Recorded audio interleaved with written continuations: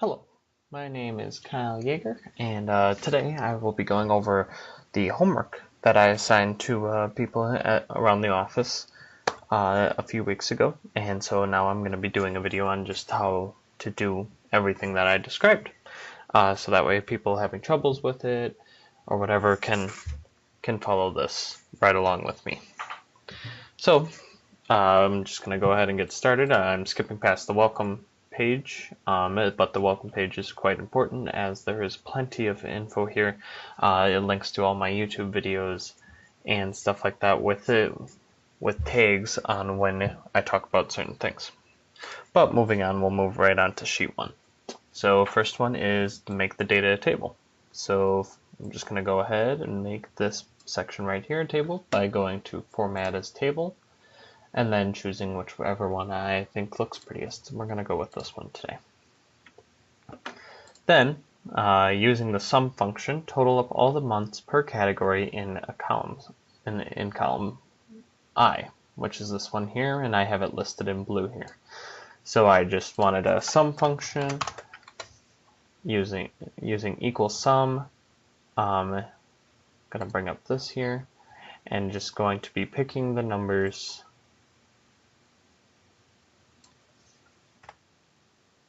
and there we are. This is now a sum of all that, and I'm just going to use the autofill to make sure that it just brings it down for a little bit. Then I'm going to be putting in a sparkline graph in column H in the green here.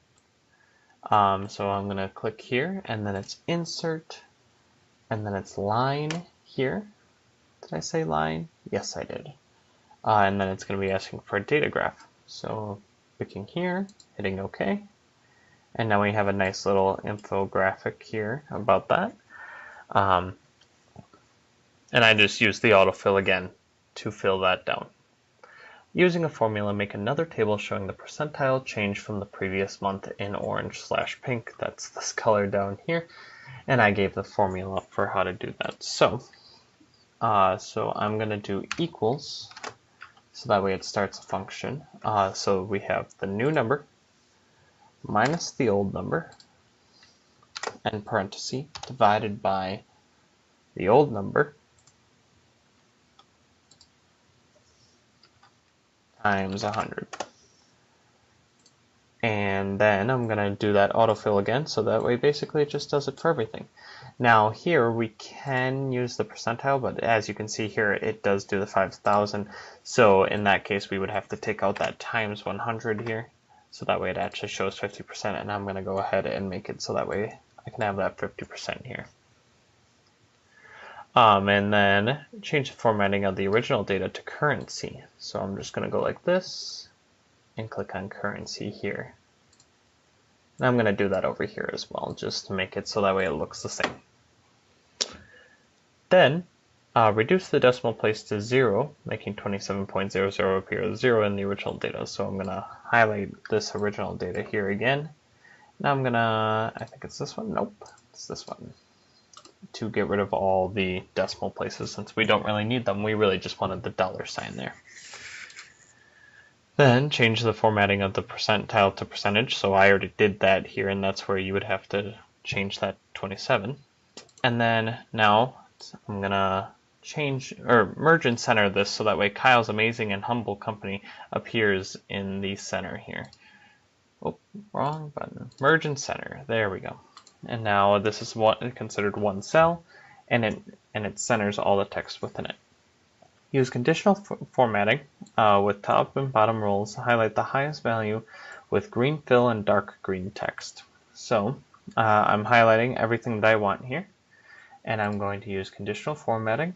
Top bottom rows, I'm going to choose the top 10 items, and I'm going to change that top 10 to top 1. And I'm going to do the green fill and hit OK. So it's just highlighting that 5,000, and that's it. Using special paste, add 20 to the highlighted yellow. So I'm just going to type a 20 over here, just so that way I can copy that, as signifying by the marching ants around it. And I'm going to then select everything that I have in yellow here, paste special, I'm just going to add it here and hit OK. And that should have changed all of my numbers down here as well as my infographics, as well as over here. So it's a really simple way to add things really quickly. So moving on, we'll move over to sheet 2. In the yellow cell, use VLOOKUP. And basically what we're doing is we're based on the order number here, we should be able to get who's the sales rep for that order. So I'm going to type in here equal V lookup, and I'm going to select it with tab, and I'm going to go back into here. So lookup value, I want it to look up this value right here, the 2, that's where we would input our number. Table array, so as you can see right here, table array is the table of text, numbers, or logical numbers in which data is received. So that's when we can select all of this.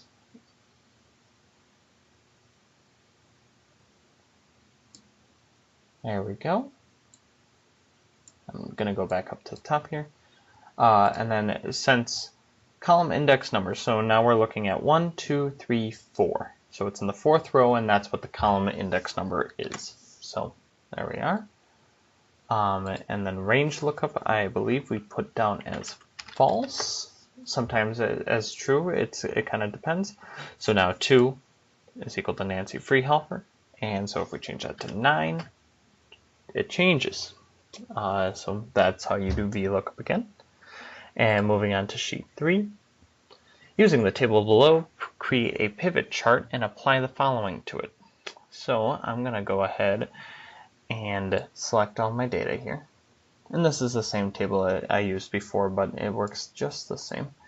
And I'm going to, actually I should have gone, it's right here. I'm going to go to tables, and then I'm going to go ahead and pick just any table really. And I said that we have to put sum of sales into values. So I'm going to go back over here, and sum of sales is already in values. Then we have quarter in columns. So quarter in columns. I'm going to go ahead and get rid of this one. Then go back over here. Customer in rows. So customer in rows. Oh, I put the wrong customer in there. There we go. And then product name into filter.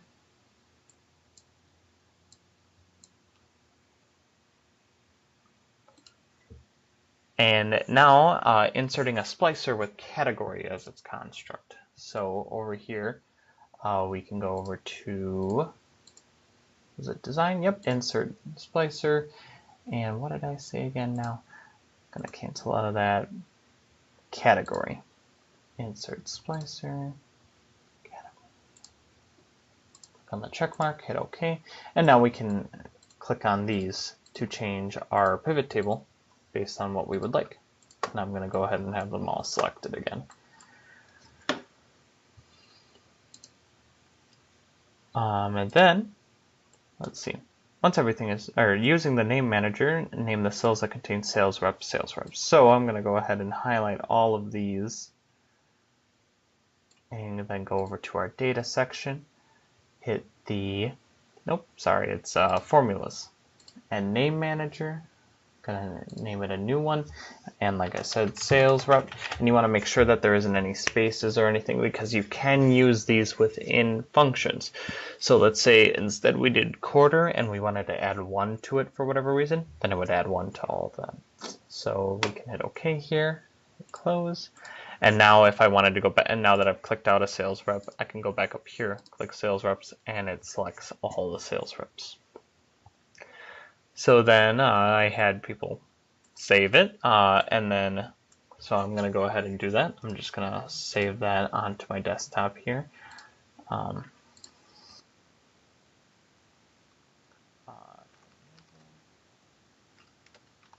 Excel homework. And now I'll quickly show you how to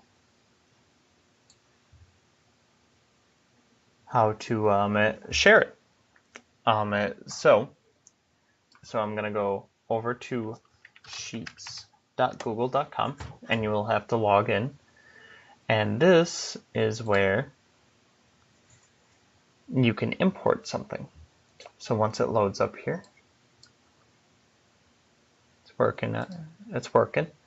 We can go to File and Import.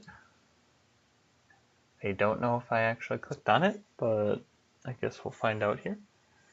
Yep, here we go, Import, and then we hit Upload, and then I'm gonna go ahead and find my document here again, Desktop, and then I named it Jaeger K something. There it is. And now I'm just going to replace the spreadsheet since there isn't anything important on here. And now all of it has been imported into this spreadsheet once it loads. There we go. So everything is back over here. It's working pretty slow. There we go. So I can go back over to here, and I should be able to change this to an 8. And then 8 and 9 are the same. It almost scared me there a little bit. Let's change it over to a 2. There we go. Now it's Nancy. And then we would hit share, and then we'll save it. And then this is where you would enter in whoever's email you would like to, and so on and so forth. Or you can get a link, so that way you can send it to somebody, or so on and so forth. And with that, I think that completes the Excel. Let me just, yep. And that is it. And I thank everybody for watching these videos and doing the homework and stuff. And thank you very much.